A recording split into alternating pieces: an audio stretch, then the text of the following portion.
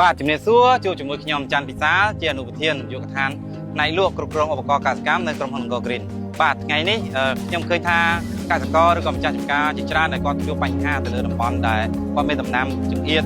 ដែលមិនអាចចូលបានឬក៏ជាការធ្វើជើងដំណាំឬក៏ឈើហូបផ្លែដែលគាត់ពិបាកក្នុងការប្រើមនុស្សឬក៏ឧបករណ៍ធំៗជាគ្រឿងចក្រធំៗណាអញ្ចឹងយើងមានការណែនាំទៅលើឧបករណ៍មួយគឺទាក់ទងនឹង BSS តើ BSS គឺជាអ្វីតោះមកជួបខ្ញុំជាមួយខ្ញុំទាំងអស់គ្នា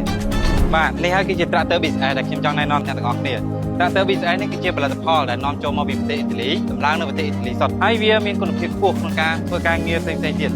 យើងមានចំណុចតែពីរដែលចង់ធ្វើការណែនាំទៅដល់អតិថិជនទាំងអស់គ្នាបាទទី1ទាក់ទងនឹងម៉ាស៊ីននេះគឺជាប្រភេទម៉ាស៊ីនញ៉ាន់ម៉ារបស់ប្រទេសជប៉ុនដែលយើងមានការធ្វើការរយៈពេលយូរប៉ុណ្ណាក៏យើងអត់មានបញ្ហាដែរជាប្រភេទម៉ាស៊ីនម៉ាស៊ូតយើងអាចធ្វើការក្នុងមួយថ្ងៃពេញក៏បានវាអត់មានបញ្ហាហើយស៊ីប្រេងតិចទៀតមួយទៀតតកតងទៅនឹងប៉ុងប្រភេទប៉ុងនេះគឺជាប្រភេទប៉ុងរបស់ប្រទេសអ៊ីតាលីអញ្ចឹងការប្រើប្រាស់របស់វាគឺធន់មាំហើយអាយុកាលរបស់វានោះគឺប្រើជាមធ្យមគឺ10ឆ្នាំហើយបើសិនជាការថែទាំបានល្អគឺលើសពី10ឆ្នាំទៀតមួយវិញទៀតយើងមានប្រព័ន្ធសុវត្ថិភាពដើម្បីការពារនឹងការប្រើប្រាស់ជាមួយនឹងឧបករណ៍ផ្សេងៗដូចជាប្រភេទនេះគឺយើងអាចភ្ជាប់បានន័យថាពេលដែលយើងប្រើគឺយើងត្រូវប្រើចំណុចក្រហមនេះបានន័យយើងត្រូវភ្ជាប់អញ្ចឹងពេលណាដែលយើងមានបញ្ហាជើងដួលឬក៏យើងតាក់មែកឈើឬក៏យើងត្រូវការបលែងអីគ្រាន់តែបលែងទៅគឺ Tractor កង់2របស់យើងគឺនៅមួយកន្លែងហើយចំពោះប្រតិបត្តិការផ្សេងទៀតគឺវានៅស្ងៀមអញ្ចឹងវាអត់មានប៉ះពាល់ទៅដល់ការប្រើប្រាស់របស់អ្នកកំពុងធ្វើការទេហើយតាក់ទងនឹងមួយទៀតនេះយើងមានប្រភេទប្រព័ន្ធ PTO ដែលយើងហៅ Tractor កង់2នេះដោយសារវាមានប្រព័ន្ធ PTO ដែលដូចទៅនឹង Tractor កង់4អញ្ចឹង Tractor កង់4គឺវាមាន PTO ភ្ជាប់ជាមួយនឹងឧបករណ៍បានជាច្រើនអញ្ចឹង Tractor កង់2 BSS យើងនេះក៏វាមាន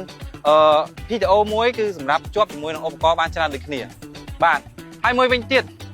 ករណីពិសេសរបស់វានេះគឺវាអាចប្រែប្រួលទៅតាមឧបករណ៍អញ្ចឹងការប្រើប្រាស់របស់វានេះគឺយើងអាចបង្វិលវាបាន180ដឺក្រេបាទចាំមើលខ្ញុំនឹងបង្ហាញអ្នកទាំងអស់គ្នាតើយើងបង្ហាញ180ដឺក្រេនេះបែបណា